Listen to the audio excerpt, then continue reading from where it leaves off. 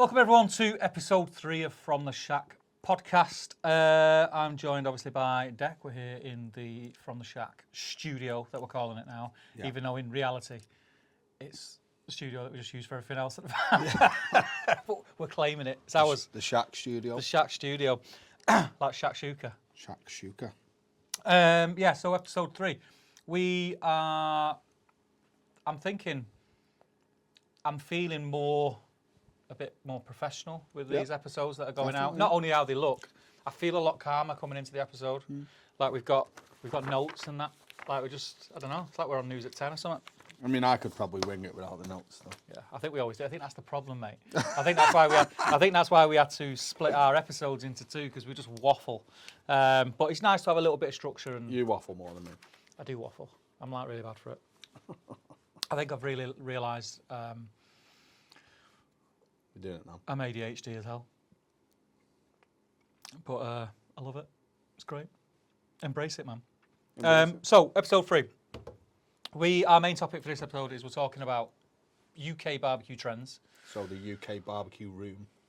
Yeah, and I think this idea, Marcus posted some, he'd been doing a little bit of research. It was on Countrywood Smoke, and I think he posted it on Insta as well. And I just found it really interesting to see how different things are trending and not trending, and things that are on the rise, things that are maybe dropping off a little bit. And I thought it'd be a great topic. Yeah, so he based his on, was it like a Google search? Google search, yeah. So it's search terms. It's what people are searching for on Google. Okay. It was really interesting. I thought it was great to talk about. So we'll come to that in a minute. Yep. All the usual stuff. If you're not following the podcast, please follow, like, share, all that kind of stuff. We really do want it. If you're listening on Spotify, we say this every week, and there are some. What we need to do on the next episode, I need to just take 5 and go through all the comments, because there are a load of comments. If you comment on Spotify, we will shout out. So don't think I forgot about you, because I haven't. We got too far ahead of ourselves in recording. So, yeah, we recorded a load of episodes in like almost one sitting. And we've been sitting pretty and doing nothing. Maybe we should continue doing them like 2 weekly, all that we're doing. Yeah. I think it's good. But we'll have to do. It's a bit more current then, isn't it? Yeah. And we've got the space to do it now, and the weather's getting nicer, and we've got barbecues that we can cook on, so there's no excuse. But yeah, usual things. So we've got the main topic, which I mentioned. We're going to touch on some community news and things like that. We will always, if you message us and let us know that you are hosting a pop-up, you've started a new business, you've bought a new barbecue, you've tried something new in this live fire world, we'll give you a shout out. So please do let us know. In terms of the community, couple of things I noticed was, first and foremost, I think we need to give our pals a shout out. So there is a new brand on the scene. Yeah. And they're not just doing rubs. They're not just doing attire. They're doing everything. It's a bit of everything, yeah. Yeah, they're doing everything. So this is Lee from Smoke and Say.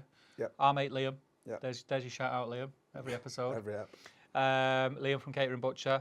It's Ben from Harry J's, who does like all his rubs and sauces and stuff. Some really good stuff. His lamb rub is still the best lamb rub that I've tasted. Was it you something? You legend. Love that thing. And Andy from Meat Freaks. So basically what you've got there is you've got 4 pals, each with their own strengths. So you've got Andy, who's the cook. You've got Ben, who's the rub connoisseur, if you like. Rub creator. You've got Liam, who's obviously a butcher and brings all that skill to the table. And then you've got Lee, who's like the tech guy that brings all that together and makes it all work. All of them are into barbecue as well. Yeah, all massive barbecue heads. And all very kind of they all prevalent in the community as well. Like I know Lee's half the WhatsApp groups we're in are on Lee's main WhatsApp community. And he's been around for as long as I can remember and doing stuff. And it's just, I mean, there's 4 pals, 4 cool blokes. Yeah. I like to think Community Cookout had a bit of a say in that partnership. Probably. It's got to be worth 2%, surely. You reckon? 2%, Dec? Yeah, are we down for 2? I'll settle for 1.5. No, I joke. But yeah, check them out. They are Forge, and it's spelled Fourge. If you check out the website looks ace. They've already got some merch. Bit of merch. Rubs. I think the thing that I wanted to mention was when they launched the website, obviously they opened the shop. They've done it the right way. So they got a few things set up, ready to go, and then launched. So they had stuff for people to go and have a look at and get the teeth into. But they were only doing 50 of these, so it's like limited edition thing called the Founders Box. Yep. Where if you pay whatever the amount was, I can't remember what it was. You have to go to the website and check it out. You get a hoodie, a t-shirt or a cap, all the flavours of rubs that they've got, and a wallet with perks. I'm not sure what that means. I'm sure in the comments, Lee, Liam, Ben, or Andy can let us know. But I'm sure it's pretty cool. And yeah, there's only 50 of those up for grabs, and it's a massive saving on buying them all individually. The rubs that they've got at the minute, I think there's 5 out. I really like the names. So you've got Temper, Spark, Flame, Ember, and Fire. Nice. Each suitable for different things. And I'm looking forward to getting my hands on them and giving them a try. Get behind the guys, support them. It's nice to see people doing something to try and make a difference in the community, and also they're giving back. So they've got something that I can't remember. They give it a name. It is on the website. Go and check out the website, where a certain percentage of everything that's made from sales goes into a pot. And then if anyone in the community is struggling or trying to get off the ground with a pop-up or something like that, they help. I might be butchering the explanation, but that's kind of what it's for, to help people in the community. Nice. And I really like that. I think that's something that is needed more, not just in this community in general. So fair play to you, lads. I wish you all the success. I don't think you need any fair wishes or luck. I think you're going to smash it. And I look forward to trying some of the rubs soon. Yep. Maybe we should get them in, or get 1 or 2 of them in on the pod and have a chat about it on the next pod and do it properly. So that's Forge BBQ. If you search that, you'll find the website and find them on Insta and all that kind of stuff. If you're in the WhatsApp groups, you will have heard about them. And then the next thing in the community, I just wanted to give Blakely's Backyard Barbecue a shout out. So he lives in North Manchester, so he's local to us. Yep. And he came to the cookout also last year. I have spoke to him recently, and he's going to try and get to this one as well, which is cool. I think he got a ticket on the off chance, but it must be something to do with his work hours or something like that. Really nice guy, and he's kind of under the radar a bit. I only heard of him probably halfway through last year, and then when I went on his Instagram, he's like proper barbecue, like offset smoker cooking, doing click and collects, like nailing it, like proper Texas style barbecue, like knows what he's doing. And he recently did a click and collect. And I seen again this weekend. I seen the pictures on Instagram, and it looked class. Good. Looked class. I'll try and grab some of the pictures off Insta, or get them off him to send them to me, and I'll pop them up. But go and give him a follow. That's Blackley's Backyard Barbecue on Instagram. Give him a follow, and support the people that are in his community. It's looking good. I think on the subject of cookout, just before we get into the main topic, it's only around the corner. It's next month. It is next month. How mad's that? When you say that, like. It's next month. So, I'm really looking forward to it. It is sold out in terms of allocation. Keep an eye on the socials, because if anyone backs out and lets us know they're backed out, then we'll reallocate some tickets. But at the minute, it's at maximum capacity. We upped it by another 100 people for this year, so it's going to be super exciting. More of the same. The Friday night's going to be cool, because we're kind of just saying that anyone who's camping, come on the Friday night, and we'll have a little bit of a cookout on the Friday night before the cookout. Yeah. So that'll be fun. Should we get into the main topic? Go for it, yeah. Right. How many outdoor cooks or barbecuers do you reckon there are in your street? On my street? Right now? I'm not quite sure, actually. My street is full of old people. Oh, is it? Yeah, there's not many young people. On my row, where I live, I reckon there's probably... I still think every household... 60%. I think most of the households will still have a barbecue. Yeah. So I do think that anyway, because everyone has a gas barbecue. Yeah. As a minimum. For people that I, like neighbours that I speak to, I reckon 60% of like that. They might not be barbecuers like you and I, like avid and love it, but they've got a barbecue. Probably 60%. Yeah. That wasn't like that a few years ago. Really? Well, if you think about it, like pre-COVID, there wasn't that many I didn't know that many people who barbecued. And then when I did go to barbecue, barbecued, as in like did it like as extreme as we do it, but I knew that people had a barbecue. But if I go to someone's barbecue now, even if I'm not involved in it, and I go to someone's barbecue now, what I've noticed, it is proper barbecue or their version of. Yeah. Whereas pre-COVID, you go to barbecues and it's burnt sausages, tinfoil things with sausages, chicken drums, you know, crusty burgers, like your typical. You know, like when you go to a supermarket and it says the barbecue range. anything with loads of sauce on. That's it. And that was You what have to barbecue have was. char siu. Yeah, but whereas now, I think we're in a different era in UK I barbecue. think that's it. Like we're going there, are we? I think we are. I think we spoke about it previously, not as in depth as we're going to do now, but we spoke about the fact that it has grown, and because we said last time, didn't we, that we thought we were just in this echo chamber because we're surrounded by other barbecues. I think lockdown absolutely did it. I Yeah. think lockdown was like a massive boost or a massive boom, whatever you want to call it.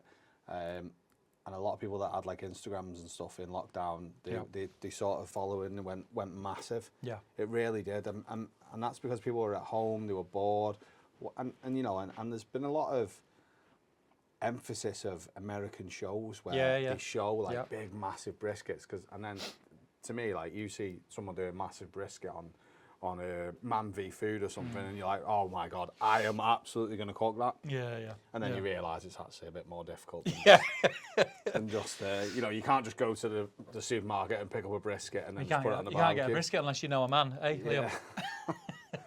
Liam? But no, so a key stat. I have got some on stats. then. I've wrote some stats down for us to refer to. Hit and me they with are the stats. they are researched and tested. These are actual stats. Hit me with the stats. So apparently, this one shocked me. Around 70% of UK households own some form of barbecue. Okay. I wouldn't have said that. Would you? Even now, even though I'm saying it's more popular. No, I think I would have. I think I would have because and the only reason I would is because everyone has a barbecue. Like, I've been invited. This is saying some form. So this could be like a little crusty, rusty That's what I'm box saying. with a grate on it in the back garden, I suppose. People in the summer always like get drunk and have a barbecue. Yeah. They want to say they want. Oh yeah, come around for barbecue. I mean, it can be as simple as just putting a few burgers and sausages on. Yeah. And I think that is the thing. That's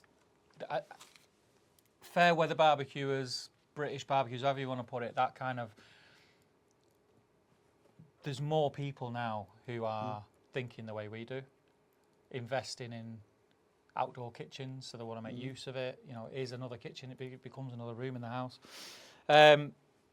Some of the things that kind of for us to talk on, which you've already touched on, lockdown made barbecue a lot more popular. Yeah, I think it did. I think again, a lot of people were furloughed. They were sat at home. They had nothing to do.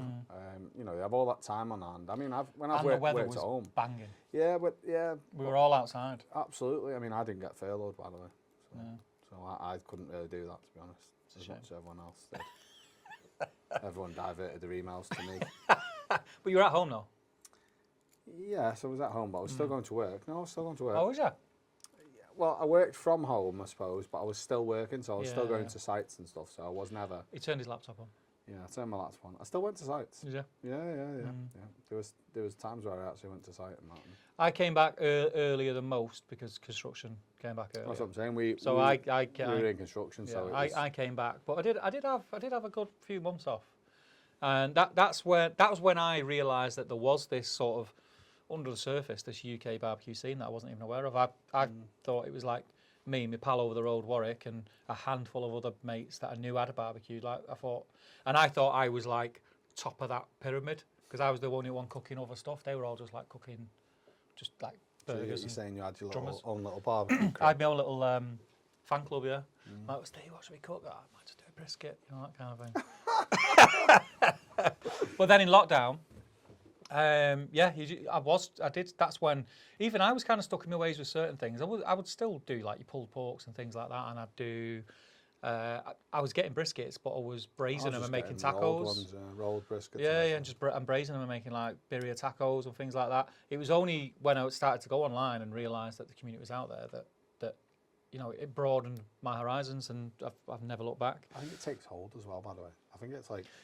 It just sort of gets a bit extreme. Like I got to the point where I was cooking on it like almost every single night, but it was almost like a challenge. Like Yeah.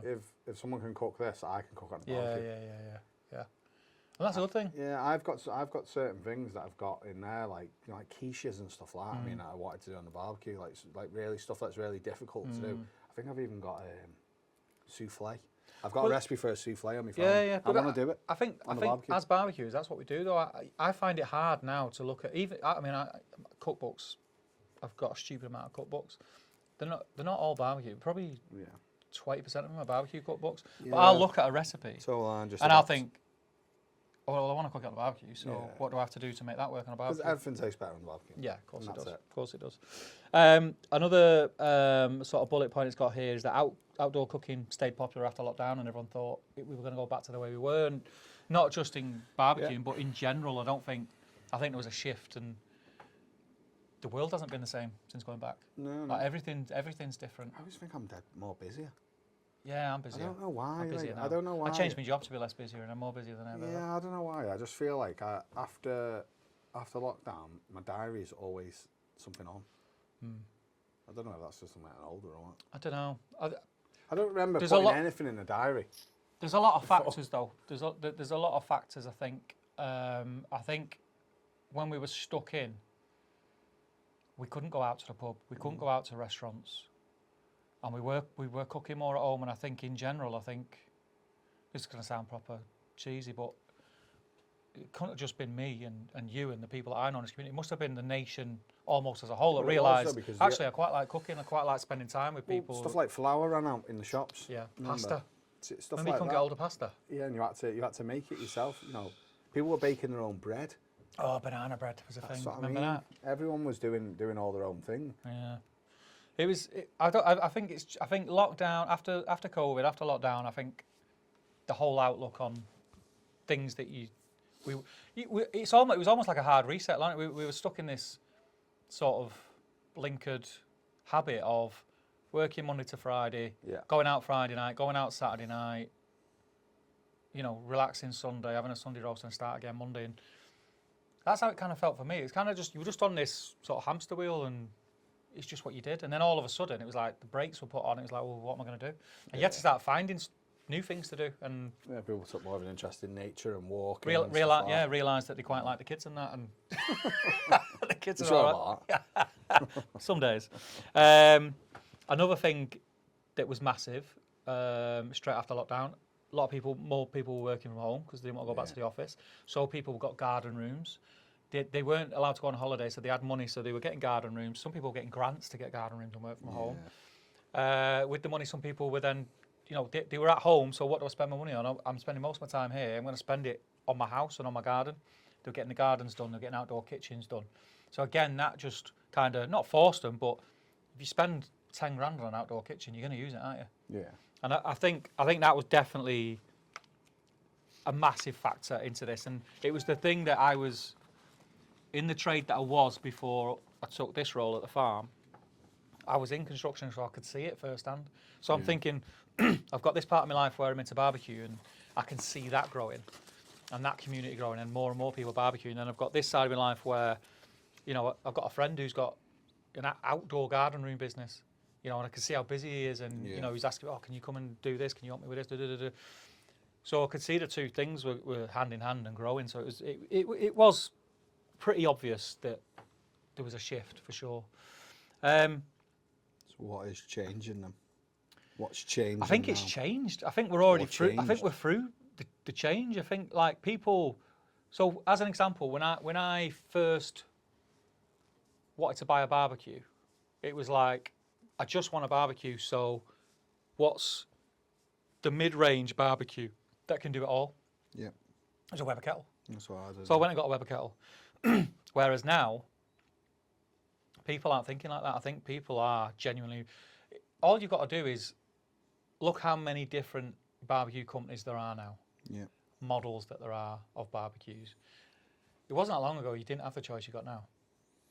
Yeah, I like having an all-rounder, but then I also like cooking on the specific items of kit as well. Yeah, I'm a sucker for it. As you know.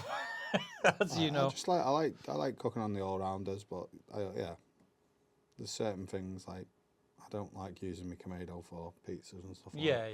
Yeah. You can do them. I mean, I think we're both.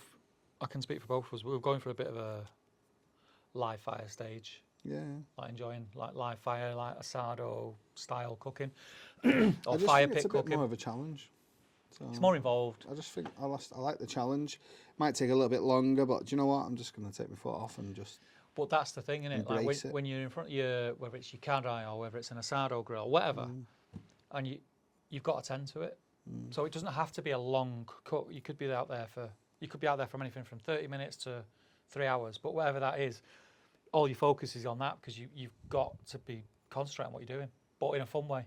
So while you're doing that, you're not thinking about what you've got to do for work tomorrow, or this hospital appointment you've got next week, or the fact that you just had a massive argument with your missus. You're concentrating on what's in front of you and nailing that steak or whatever it is that you're cooking. And I think people are a bit more picky now as well. I think that's a massive factor. I think when everyone was at home and everyone was like cooking different things and looking for recipes that weren't the same 5 recipes that they were normally cooking Monday to Friday because they were just at home and bored. I think we expect a bit more now when we go out to eat, for example. I think restaurants that could get away with being a bit subpar stopped getting away with that.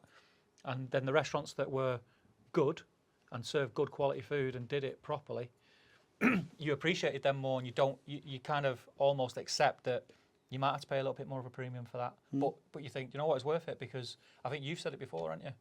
Like, you don't mind paying for something if you look at it and go, I don't think I could cook that. Yeah, definitely. If I go to a restaurant and I can do better at home, I'll be bitterly disappointed. And I know that when I go to certain restaurants, like the Flintlock and with Tom Bateman and stuff. Yeah. Just like every mouthful's a different flavour, so I really struggle. As I've said it loads of times, I think I can cook, but to cook to the extent where it's that interesting that every single mouthful's a different flavour, a different texture, a different feel. I mean, I can't cook like that. I mean, but then again, I'm not a professional, so I mean, I accept that, by the way.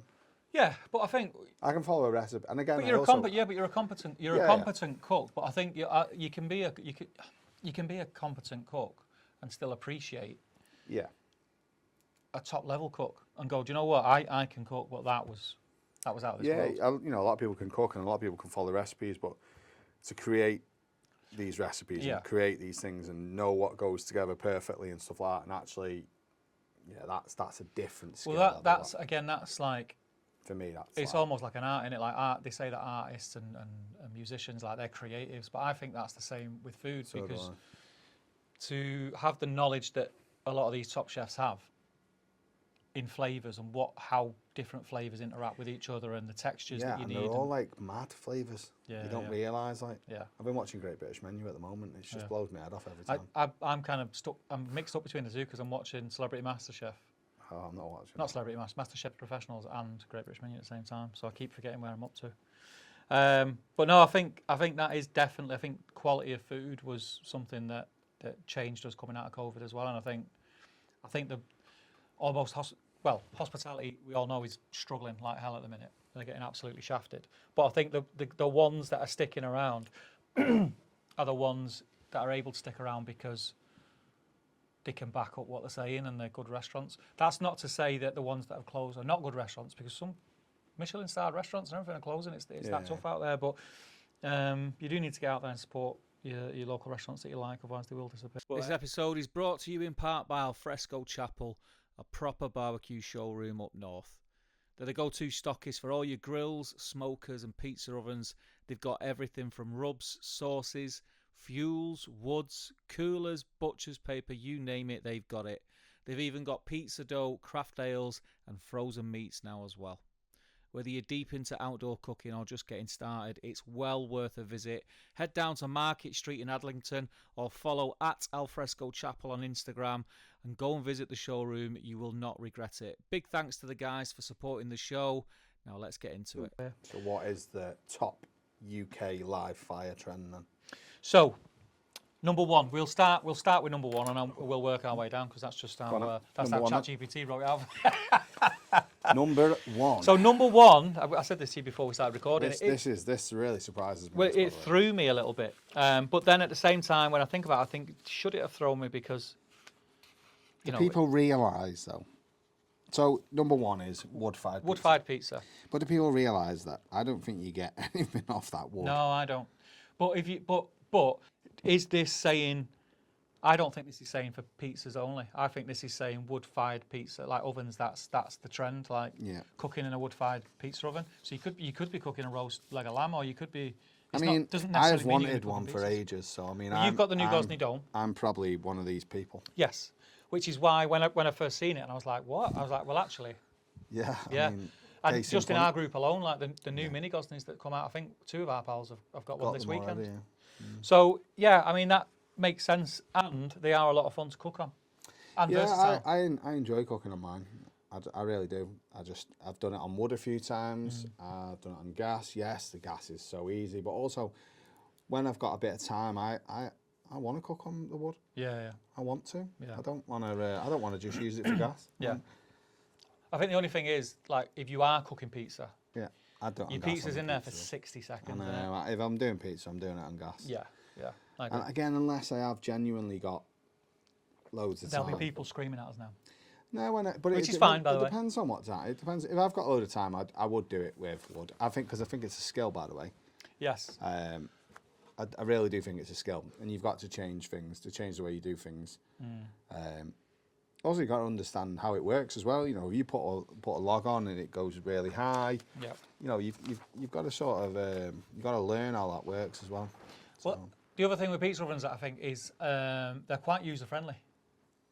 So in the sense that you've got this oven, it's got a hole in the front. You put the things in, you set the things out. That, you know, if you're simplifying it, that's what it is. So I think it's a lot easier to learn how to use that than it would be to learn how to use a ceramic egg or with the bit of vents top and bottom. Much control. Not much control.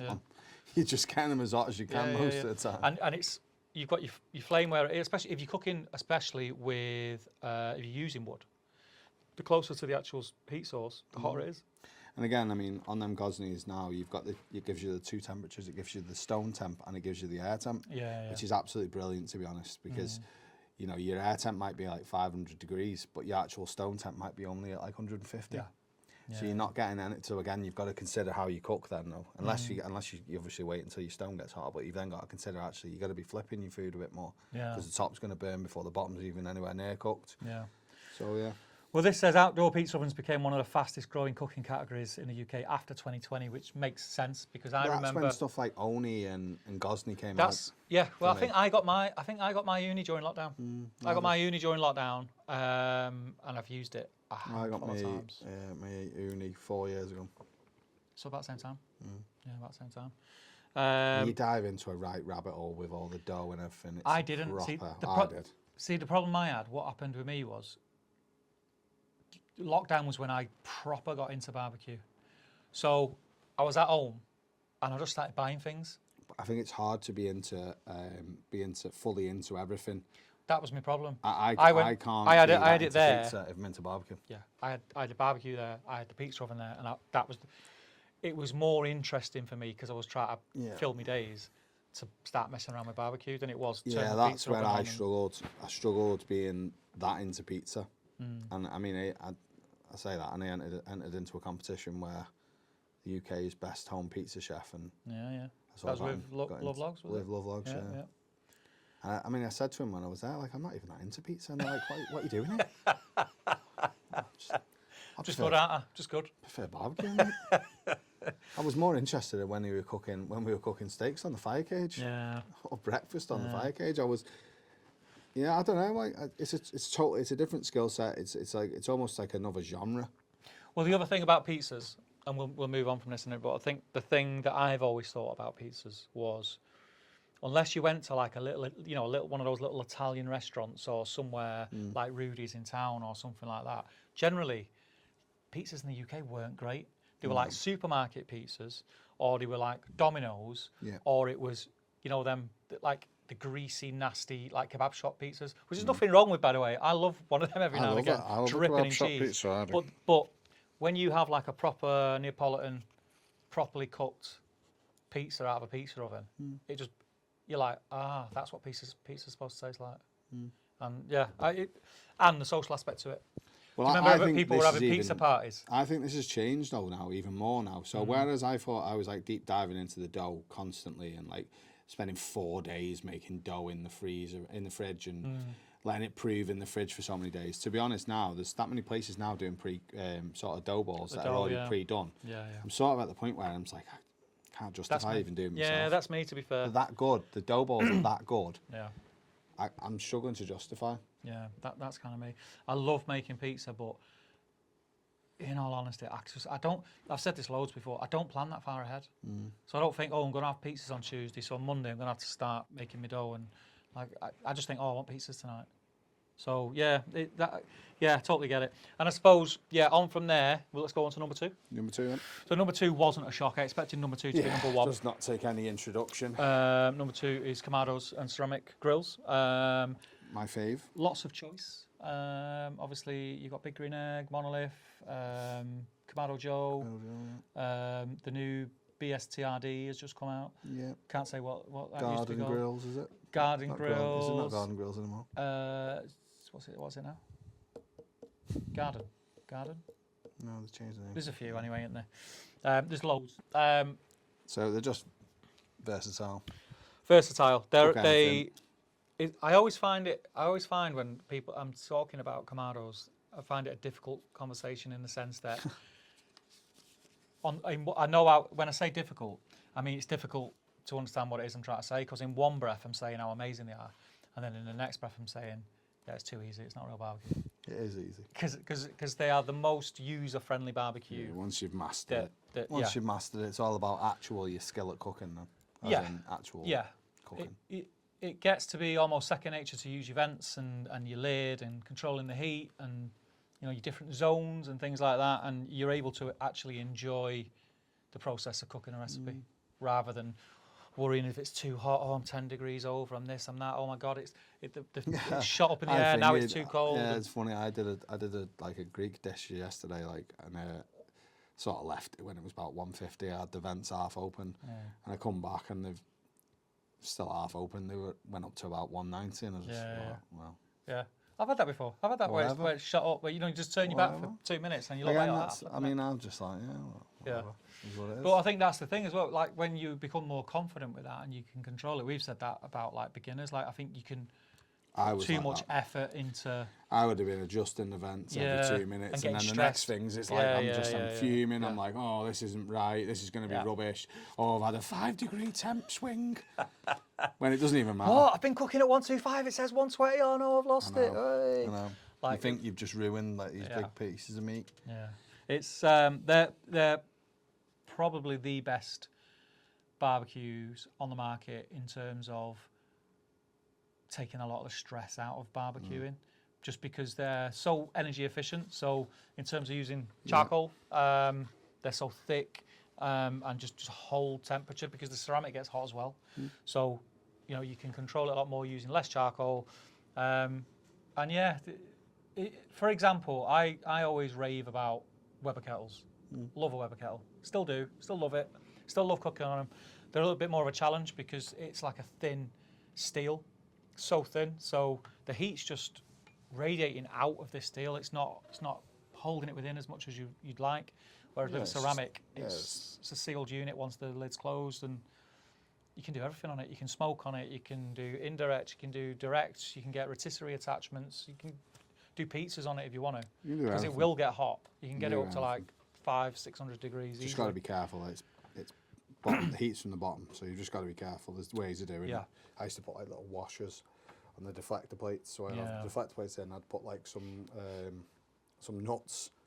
4 nuts, and then I'd sit the pizza stone on top, so it created an air gap underneath. So you were it would cook the bottom and the top, and it would probably, instead of like your pizza oven, it would take 60 seconds. This would take more like 4 minutes, 5 minutes. Yeah. But still, you get very good results though. Well, I thought you did. I remember the first time I did a brisket I had my Kamado Joe at the time. I did a brisket, and it was fine. Turned out great, but the bottom of the brisket was a little bit overcooked, just the underside of it. But then, like when you work out and you watch whatever videos, and I've always done water pans under. Double indirect on water pans, just so you're not getting that Always done that water panel. To me, it helps with the temperature swings. Yeah. For me. Yeah. I've had some absolute nightmares with a Kamado, but the benefit of them is you can rectify it. That time when was it a brisket I was cooking when my probe fell out? When it went really high. And I had my bellows on. Yeah. It was middle of winter and my probe fell outside. So the probe was telling me bellows it was like 2 degrees. So the bellows was pumping oxygen. I come out and my Kamado Joe was purple. Does it change its colour? It changes colour. Yeah. I was like, what? And I had to take everything out. Looks angry. Yeah, I had to take the charcoal basket out and just relight the fire and start again, and it was fine. Brisket turned out great. Again, it's just like knowing what to do. And that takes you into number 3 then. Yeah, so number 3 is, and these are search terms. So number 3 is low and slow cooking. This didn't surprise me that it would be somewhere in the list. Yeah, it doesn't surprise me at all. Because when you are getting into barbecue, and I think you go online, I think the first things, because there's just so much of it that you come across, is like American style low and slow content, and then people are just searching it, and like even you look there at the terms brisket, pulled pork, beef ribs, they're not your typical European style cooks.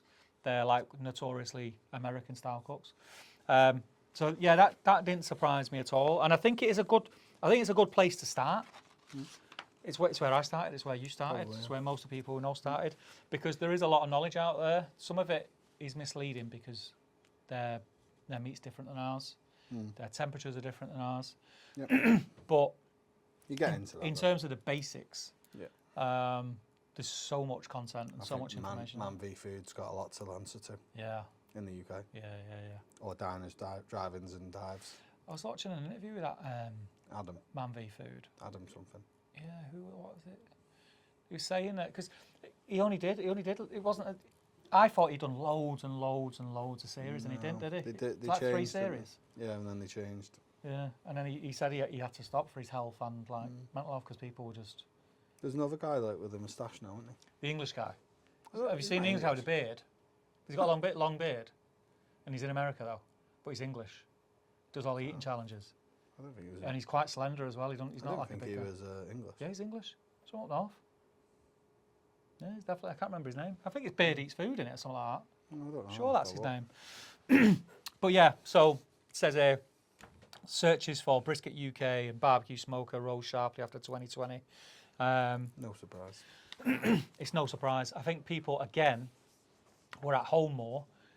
So in terms of content to consume, or just on the TV, not talking about the internet, you'd watched all your box sets on Netflix. Yeah. You started to watch like the random stuff. If you're into cooking, eventually you're going to come across your barbecue takedowns and your barbecue challenge shows and stuff like that. So yeah, and then again, social media was a massive influence in that. Everything was low and slow for a certain period of time. Yeah, definitely. The amount of different ways that people were cooking pulled pork was crazy. Like the best pulled pork you've ever tasted, the best brisket ever. Break the myth of cooking a brisket, and they're just cooking it like how you cook a brisket. You have to start it. You have to start it with the hook. You know, you've got to start it where you over the finger and then eating it. Got to do it, mate. It's the rules. It works though. But then you got to do it on camera. This is the Close best your one. eyes and then say it's the best thing ever. Yeah. That's what you got to do. Orgasmic. But then I think you get to that point where not everybody wants to cook for like 12, 18 hours. And that brings it again. That's number 4 then. Number 4 is fast live fire grilling. Yeah. Which is where I'm kind of at now. Like, loving it at the minute. Love cooking steak. I mean, eating a lot of steak and eggs because I'm trying to watch my calorie intake, and but I want protein-rich meals, so I'm not getting hungry all the time. So steaks, things like that, chops. I prefer grilling to smoking. I love both, but I prefer grilling to smoking. It's kind of my vibe. I like how interactive it is. Yeah. Using your senses to cook, listening when you put that steak down first, and the smells, the sounds. Like, yeah, it's for me. Grilling's just, it's what rocks me boat, man. I'm team grilling all day long. All day I like long. to do a bit of both. It's also quicker, so it's 50-50. midweek. Yeah, you get home from work on a Wednesday night. I always do lots of grilling during the week. Like, that's just the way it is. But you're not gonna whack a pork shoulder on Wednesday night, are you, when you get in from work? Probably not. I bet I have done. Yeah. This episode of From the Shack is brought to you in part by Pit Barrel Cookers, one of the simplest, most reliable ways to get into proper charcoal cooking. If you've not seen one before, it's a vertical drum smoker that makes it ridiculously easy to get amazing results. Ribs, brisket, wings, you name it. Hang your meat, shut the lid, and let it do its thing. I've used mine now for about 6 months, and it's still one of the most hands-off bits of kit I've got. They're built, solid, easy to use, and available right here in the UK. Go and check them out at Firefly Barbecue. You can book online or go in the shop and have a look and try it out. See you in the show. But I think that was also a myth, though, with grilling. Like, and you still get it now. And it's one thing I always mention when I'm doing like classes or doing demos at the Wild Grill or whatever. You know, and people go, oh, you still hear it now, like, oh, I can't be bothered lighting the barbecue. It takes forever. Yeah, but people don't realise. Every person that's ever said that, I'm like, have you got a chimney starter? Yeah. I mean, I can't remember last time I used a chimney starter. Yeah, same. Especially in one of them. The last time I used a chimney starter was at the pop-up. At the pop-up. Yeah. You just used like your little tumbleweed lighters. Happy days. You're done. But yeah. This says here, like, it's got like little quotes. Barbecue doesn't have to be an all-day job. That's like 100% true. I've had it and still do it now, where I'll light the barbecue, spend 15 minutes going and prepping whatever I'm cooking, cook for 15 minutes, and that's me done. Vents are closed. That's it. Closed down for the night. Some people would say, "Oh, what's the point in that?" But it took as long as my oven warming up. Flavour as well. Yeah, you can't beat it. Can't beat it. Yeah, you can't beat it. So number 5 then. So. Higher quality meat. So this isn't even about the cookers. No, I think this is what people are becoming more concerned about this, because they're starting to realise what's in supermarkets. Or realising that they don't know what's in it. Yeah. So in recent months, I've always been slightly aware, and I always, and I know you do as well, I always try and support our butcher, like Liam. I mean, it's not always possible. No, it's That's not. The thing, do I still buy meat from Aldi? Yes, I do. Same. Not saying that. If anything, the Wagyu steaks that they've got, the picanha steaks that they got for £7.50, which were £6 at Christmas, by the way, inflation, are bang on.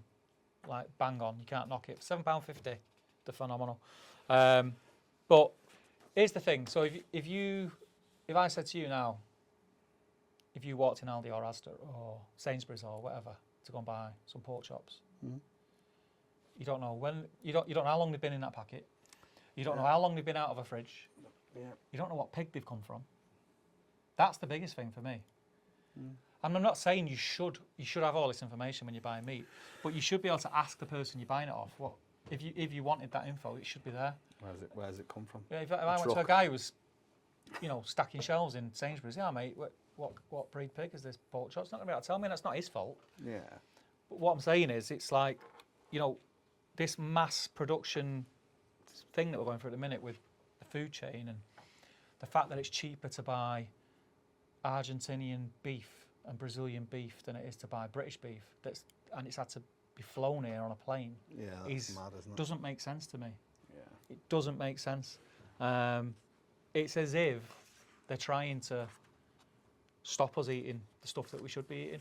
Another thing, again, I went down this massive rabbit hole with this the other week. Good. The machines they've got in the Tesco meat plant, seen it? Where the meat goes through and it's got like top and bottom these needles, and they pump the water in for weight or brine. They pump it in. Like, you don't know what's in there, because there'll be all sorts in there to keep its shelf life for longer. Because obviously, if stuff goes off and you have to throw it, that's them throwing money away, and they don't like to do that. So yeah, knowing what your meat is, where it's come from, getting to know your butcher, having conversations with him, is good. Not just for that, although that is like super important, but also different cuts. There's cuts. I'm learning about cuts every day. Yeah, people realise there's a lot of cuts that are sort of like we're seeing as sort of like lesser cuts. I mean, brisket used to be a lesser cut, you know. Yeah. It was cheap as until everyone jumped on it. Beef shin, or Thor's hammer. Thor's hammer, yeah. That was stewing steak. Still is. And it is, but people are paying through the nose for it, because someone on Instagram posted a picture of pulling the bone out of it, and then all of a sudden the prices went through the roof because everyone wanted to do it. Picanha will be the next one going through the I think roof. it's already there, picanha. You think? Yeah, I think it's already there. Although it still is, the picanha steaks at the same weight for Wagyu in Aldi are cheaper than the sirloin, rump and fillet. Still. And in my opinion, better. In my opinion, better. But yeah, getting to know you, how many conversations have we had like with Liam or your dad? And they're going, have you tried this? Have you tried this? I eat more secondary cuts now than I do primary cuts. So like your bavettes, your flank steaks and that kind of stuff. I think picanha is classed as a secondary, isn't it? I think it's more like a roast. It's the rump tail, isn't it? It's the rump cap, in it. Is it a secondary? No, I'd still say. I just think it's part of the. It's like a roasting joint from the rump. Yeah, maybe. But yeah, I mean, supporting your farmers, your farm shops, all that kind of stuff is massively important. But it's not just like a thing that you should be doing because, you know, it's the right thing to do. It benefits you because you're learning about all these different cooks. You're finding out things that you can do, ways to cook things. It's probably just as cheap, actually. It's cheaper going to your I say this all the time. If you look at price per kilo, then you know People someone will go, "Oh, that ribeye from your butcher costs 12 quid, but that ribeye in Sainsbury's costs 6." Yeah, but it's half as thick. Yeah, definitely. So yeah, again, you know, a couple of bullet points: traceability, massive; support for local farmers and butchers, massive; Better flavour. and better flavour. It's fresher meat. You know where it's come from. Yeah. But barbecue isn't just about meat, Deck. Yeah, I love the little segue things it gives me. I love vegetables over the fire. Yeah. I went through a bit of a stage last year. I did loads of stuff. I did the beetroots. Yeah. I did fire roasted tomatoes for a sauce. So I did some really good stuff, and sort of the fire just brings out the flavours. You know, like anything like peppers or leeks or anything like that. Yeah, to make like a romesco or something like that, you're going to get brings char out so on them. much flavour. Carrots are so good when they're cooked on the barbecue. Like they're just like weirdly they taste even sweeter. I'm not sure what that is, but it makes them more sweet. Obviously, hispy cabbage. Yeah. You know, that's still going through a phase. My favourite. I don't know if it is now. I don't know if it is. I don't know if it's my favourite. I still love it, but I don't know if it's my favourite. But lettuce. Lettuce on the barbecue. Yeah, I like a bit of that. Same thing. Anything like that. lettuce. Yeah, it's phenomenal. Takes on a different flavour altogether. Potatoes on the barbecue. You can't beat it. Onions, like you cooked your beetroots, onions just thrown in the embers and just let them cook, and they're just cooking inside their own skin, and they just get really sweet and tender. And then the steam from inside. Yeah, you take that burnt outer layer off, and you're just left with all these like petals of gorgeous sweet onion. Doing like, remember for the cookout for the cook day that we did. We did like charred peppers and we put them in a peri peri sauce. Yeah. For the chicken. Yeah. Did loads. It's just loads, and you know, charred lemons. What was the other thing we did? We did one with aubergine, didn't we? No, I don't know. Oh no, I did that. I did one on my own, and I did aubergine with like did celeriac as well. Pizza sauce and all that celeriac. Celeriac, Big Macs. Veg is overlooked. I think that's the other thing. That's the thing. I mean, don't get me wrong. Meat on a barbecue can't be beaten, but but I like doing veg. The amount of people I speak to, and I don't think Liam will mind me saying, like, they never give veg a second thought. Like they never thought about the sides. So it was always about the meat, and they never thought about it. I actually probably get more enjoyment out of trying to make an elevated accompaniment to a steak. Because like we cook that much now, like with the meat, it's almost like I've cooked steak. You know what I mean? Wow. Whereas, whatever. Do you know what I mean? But we do, like we cook a lot, so it's like that. You're not as impressed with yourself as you would have been a few years ago when you nail a steak. Probably. Like now, it's just like I'd be upset. You'd be upset if you didn't nail it. Yeah. So then when you do something like you put something with it, whether it's like sweet potato or carrots or whatever it is, charred broccoli is phenomenal. Phenomenal. Yeah. Always tastes Chinese, I think. Yeah. I think it's an oriental flavour. Goes really well with chilli as well. Charred tender stem. Like chilli flakes on it, bit of salt, banging. But yeah, I mean, healthier as well. Healthier. So all these things. Here's one we didn't talk about on the barbecue. Mushrooms. Mushrooms on the barbecue, like they're getting that kiss of fire. And mushrooms soak up the smoke flavour, which I don't think people realise. They get really smoky because they're almost like a sponge, aren't they? They just soak it up. But yeah, vegetables was number 6 in most searched terms. So number 7 then, we've got premium charcoal, which, to be honest, any barbecue worth the salt will know this. Pun intended. Honestly, yeah. I mean, if you use rubbish fuel within a ceramic, you can taint the ceramic. Yeah. So you've got to be really careful. The thing that it's a false economy as well. Yeah, because it's full of like it's false economy. You want the good stuff. that make it light quicker and stay stuff. lit, and it don't taste good. Plus as well, flavour. People But then don't if realise. you're going on about going to your butcher, if you go to your butcher and you spend 12, 14 quid on a ribeye steak and you cook it over some supermarket or garage forecourt charcoal and it tastes like paraffin. Well, this is the thing, right? I'm gonna say something here now. So when I was in Morocco last week, I went to a Moroccan barbecue and I was eating some chicken or something that they'd grilled on the barbecue, and I just said, this tastes dead fuely for me. Right. They've definitely used like lighter fluid or something. It was just so fuely, and you could taste it. The whole meat was tainted by it, and it wasn't very nice. I ate hardly a few bites. That was chicken's delicate. Chicken, Yeah, no, I mean, whoever you speak to, they'll have their favourite brand of charcoal, which is fine. Just use a good quality charcoal. Definitely. That's all we say. Like, just use a good quality charcoal. Like, I love Club Baltic. There's lots of others out there. There's Love Logs. There's Green Olive? Green Olive, is it? Yeah, Green Olive. Yeah. Green Olive, Big K. There's loads of like really good. Joe Big Block. Yeah, loads of reputable brands out there. Use them, and there's always deals on as well. There's always deals on. Shop around, try them out, see what you like. If you're using lumpwood. Yeah. If you're using briquettes, I always recommend Weber. Weber's briquettes are the best briquettes that I've found. They're more heat beads.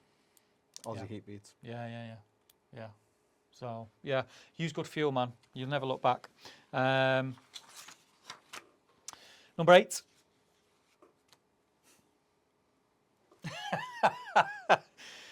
Barbecue classes and experiences. Does not surprise me at all. We just here at the farm, just as an example, we sold out all our spring, everything we've got on in the spring, like right through to the end of May, was sold out by, barring 1 or 2 places, by I think early November last year.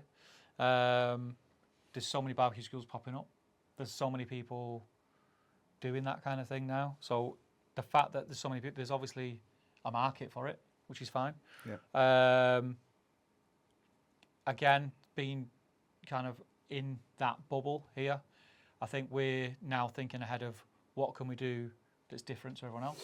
Yeah. So definitely. We've got your basic classes, we've got master classes with guests coming in and things like that. Yeah, I think the field to fork thing is good, and again, like, it's sometimes as well, there's some of the classes that are on here aren't just barbecue. No. There's different things about them, like they're almost like different segues in themselves, which is really good. I'm quite impressed with all that. We're big. One of the things here, like Matt, who owns the farm, like my boss, he's always like, look, I'll back you on whatever you want to do. You know, you're in that world. You tell me what people want, but it has to be legit. We want to support local, you know, and we want to support the field to fork ethos and promote like UK farmers, UK butchers. Yeah. So one of the our flagship event here is the Wild Grill, which isn't really a class; it is more of an experience. And that's got barbecue involved in it, but also butchery. Butchery, yeah. So like the guests are breaking down half a pig. Yeah. Showing where the chops come from, where the loin is, and you know, then you've got all the trims. They're making sausages, they're making burgers, you know, you're digging a hole and you're putting stuff in the ground and you're cooking underground. There's such a mixture. So yes, I mean, I can see why it's become so popular. Again, it's what people want. Yeah. People are more barbecuing more, so you know that will go hand in hand. Yeah, and I think what probably falls into this bracket as well is festivals. Yeah. So more and more. So we're not. We do odds classes. I went to a couple of classes last year. You went to a couple of classes last year. More for the social aspects of it, probably, but still do a lot of fun. But festivals, we go to get inspired. We go to meet up with the rest of the community that we normally talk to. Yeah. So I think that falls into that as well. I think it's skills and socialising. Yeah, so it's the socialising side of it. The social aspect. People want it. Like there's probably a lot of people. My close-knit friend group, there aren't any other barbecue nuts, I'm the only one. None of my friends. So to be in an environment where I'm surrounded by people who like what I like, I have to go to these events to do it. Yeah. So I don't think that rise in popularity is going to stop. I think that's going to carry on going because it all goes hand in hand with the whole thing we're talking about and the rise of UK barbecue and the fact that it is growing. So the more people that get into it, more people are going to want to learn how to do it properly. The more classes are going to pop up, blah, blah, blah, blah, blah. We're just going to keep doing what we do here, and hopefully people will keep coming. So 9 then? Number 9, mentioned it before. Outdoor kitchens. With the lockdown thing, like outdoor kitchens and garden cooking, pergolas, shelters, garden becoming another living space. Good space, that's what I'd say. Just a good space. A good fact here, UK spending on garden improvements rose significantly after 2020, which again, we kind of knew. We mentioned it before. People, once they've spent that money on there, they want to spend time on there. It also enables them and pushes them to be more of an all year round barbecuer rather than fair weather barbecue, because a lot of them are sheltered. So they're out of the elements. Yeah, definitely. The size they can bring down and still cook. So, yeah, and I think with that, again, leads us into number 10. Yeah. Because if you're doing that, where are you looking for inspiration if you're not at a festival? Inspo on social media. You're on your phone, you're on Instagram, you're on Facebook. I take so much TikTok. Inspiration off Instagram. Yeah. Not as much TikTok. I don't really like TikTok. Yeah, I hate TikTok. But I'm still on it though. I don't really. I also as well. I feel like I don't really look on YouTube anymore. YouTube used to be my absolute go-to when I was learning more. Yeah, I was the same. It was my absolute go-to. You'd be like looking at all these different things on YouTube and how things were cooking. More longer form content on it. Yeah, and that's what I was always looking at. But again, once you've sort of mastered certain things, it's sort of just like you're doing the same thing. Yeah. And then the Instagram is there's only so many pulled pork videos. That's what I mean. And then you've almost got your Instagram just for inspiration then. Yeah. Yeah. Well, Instagram made it all look sexy, didn't it? Yeah. They were all like the popping colours and just the Instagram originally was just pictures, wasn't it, when it first came out? It was pictures. Just pictures. So, you know, you've got that, you'd look at it, you go, wow, look at that. And it was the pictures were designed to whack you in the face and be like that. But, I mean, that's a good statement at the end. Like, how many things have you cooked? Not because you wanted to or because you thought, because you've seen it online and you thought, oh, what have a go with that? Yeah, but I'd probably say that's 60-70% of the things I've cooked. Yeah, but what I would say is there's a lot of stuff where I've seen it's a bit of a fad and I've just gone, wish I hadn't even bothered. We did that in season 1. We spoke about the fads, didn't we? They've kind of died off a little bit now. Adam did, what did Adam do the other day? He did smoked chimichurri the other day and I texted him saying, how was it? And he said, it's the most disgusting thing he's ever eaten in his life. You know, where you put the charcoal in the chimney. Yeah. So it's vile. I always just think it would just taste like burnt oil. I always worry with that the heat is going to break the jar. I worry about that, but then also I think it's just going to be burnt oil. Yeah, because it's cold oil and a hot, I don't know, maybe.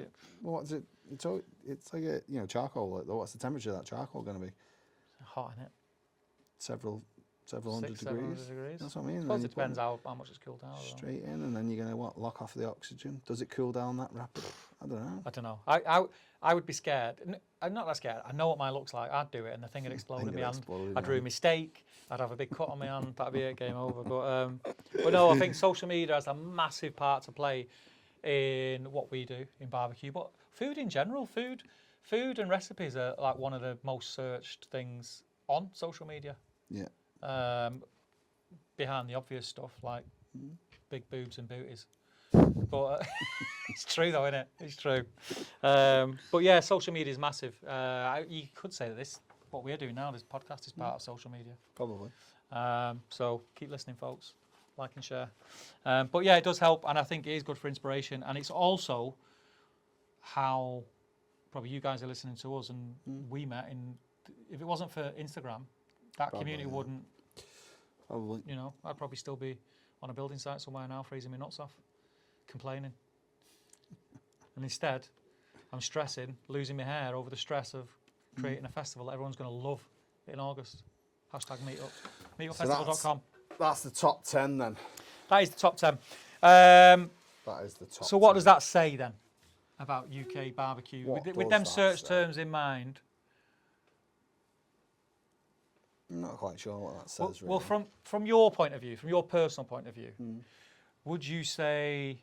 Because I know the answer to it already just from knowing you, and I'm very similar. Like, we're not copying barbecue anymore. We're not copying America. No, I don't really copy anything. I just do my own thing. No, I mean, when you first start, that's you're doing your 1, 2, 3 ribs. You do it, or your 3, 2, 1 ribs. You're doing your pulled pork and all that. It was always just American barbecue. That's it. And now it's just more about. It's more about the flavour of the barbecue and then trying different things on it. But also, look just that. I'll give you. So you may not have thought of this because you might not even realise it myself. But I look at the stuff that you cook. For example, you love curries. Yeah. So you cook far more curries on your barbecue than I do. Yes. So curries are, and your BIR curries, namely your BIR curries rather than traditional style. Mm. So to me, that's because you're influenced by the fact that you're British. And BIR curries, British Indian restaurant, are part of British culture now. Yeah, you know, it's Indian food. Yes, but it's part of British culture. Mm. You know, they come over in the 60s, 70s, whatever, and they are part. They're all we've ever known as part of what we eat. So chicken tikka masala is one of the national dishes now, isn't it? Yeah, well, it's not even a real Indian dish, is it? I know, yeah. Like it's a British dish. But I think what I'm trying to say is that we do have our. I think we have got our own kind of niche, our own style of barbecue now. Mm. It just so happens that depends how you look at it. If you look at it under a microscope, you think, they're having a bit of Chinese, they're having a bit of Indian. Yeah, but that just says it about. They're having a bit of Jamaican, but it's a bit of everything. Well, it is a bit of everything. Yeah. The UK has basically gone and took things from everywhere and borrowed things, and you know, that's it. That's UK culture now. Mm. And I think that shows in the barbecue. I think the fact that we're doing, all you got to do is look at the amount of restaurants that are popping up, live fire restaurants especially, and the stuff that they're cooking. It's all influenced, like it's all fusiony. Yeah. If you look at it, it's all quite fusiony. There's a lot of Mexican in it, a lot of South American. I think there's more we probably cook more South American now than we do American. Yeah, probably. With what we do, like with the way we garnish stuff. Yeah, definitely. I cook a lot, like Caribbean and stuff like that. Yeah. Jamaican, Mexican, all that. Yeah, I think it is carving out its own identity, and I think the barbecuers we've got here. Because in America, like depending on where you are, depends on like so. If you go to a certain place in America, they don't cook. They only cook pulled pork. Yeah, they'll only cook brisket, stuff like that. We just cook whatever, like. Yeah, and I think I prefer that. Yeah, I would. I prefer that. I don't want to be stuck in this lane where I feel weird because I'm cooking something. But yeah, I think the other thing here is as well, different to America, is yes, we have got competition barbecue here, but generally it's not that big. We're cooking for fun. Yeah, it's not. Competition barbecue in the UK has not taken off yet. I think it will do. I think we're having a comp at meetup. Right. So if any of you guys, even if it's just for fun with your mates, ever want to get involved in a comp that is not too heavy and it's not KCBS, we're going to go freestyle. Then it might be for you. And there's a pretty good prize as well. We're dotting the I's and crossing the T's at the minute, but I think we're going to have a competition at meetup, and it's only going to be on the Sunday as well. So you can come all weekend, you still get to enjoy the Saturday. Yeah. And then it's on the Sunday. But I'll announce more about that at a later date. So, practical takeaways. Practical takeaways for I think going through that list of things, start off with a good barbecue, a good cooker, something that can do a little bit of everything. Yeah. Something that you're going to get comfortable with. Maybe you don't have to spend $1,000, $2,000, $3,000 on your first grill. You know, a couple of £100 max, or even Facebook Marketplace, get a Weber kettle for a ton. Yeah. Learn how to cook on it and learn what style you like to cook. Use good charcoal. Definitely buy better meat. Get to know your butcher. Cook more veg on that fire. Cook everything on it. Don't just think it is 4 steaks, you know, and that's it. Like, cook everything on it. Get other people involved. Get your family involved. Get your friends involved. Get more people. It is a social thing. Like, some of the best times I've had with my pals, even though they're not mad into barbecue, is around a barbecue. Yeah. Where we're just chatting and having a laugh. And unfortunately, any barbecue I go to, I'm almost like sort of like, one. Yeah. I'm like, no, I'm coming here to be fed, mate. Yeah. I'm not coming here to cook. Mate, it happens to me all the time. Oh, you're invited? And then they pass me an apron when I walk in. No, I'm not doing it. I refuse. I refuse to do it. If I'm being invited, I'm not getting my clothes dirty. And everyone goes, barbecuing. How was it? What do you think? Yeah, or they're like, oh yeah, maybe we're not as good as what you're going to be thinking. I'm like, no, burgers are absolutely fine for me, thank you. The main thing I'd say is, if you know you're fresh to it, you're new to it, is enjoy it, man. Yeah, just Don't get too bogged down with. Enjoy it. Listen to some podcasts. Yeah, just put a podcast on while you're cooking. Have a laugh with it. You'll ruin a few bits and pieces. Yeah, that's just part of learning, isn't it? Like, yeah, just get used to cooking on the cooker you've got. Enjoy it. Have fun with it. Don't take it too seriously. And yeah, that's it really. I think closing statements. I think it's going to keep evolving the way it's going. I don't see it slowing down anytime soon. I think this is going to be a big summer for UK barbecue. Yeah, stop calling it a season, people.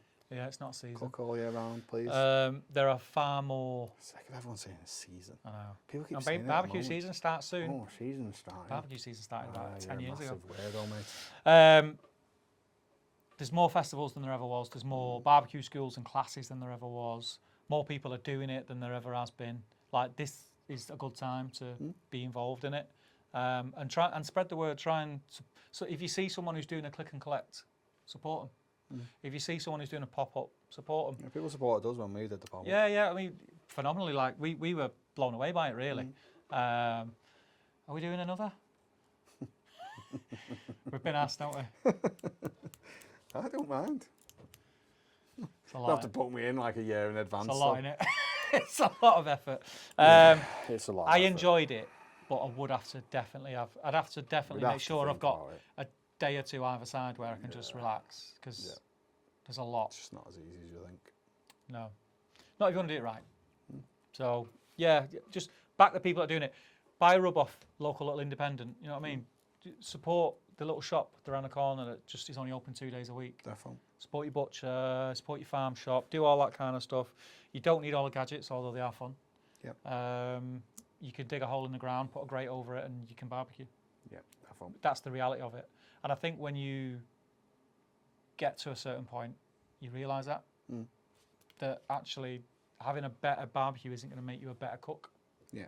Probably the other way around, actually. But yeah, if you've got any barbecue trends that you think that we've missed, give us a shout. Let us know and we can talk about them. Or if there's any comments on the stuff that or if you disagree with anything we've said, do let us know. But I think that's it.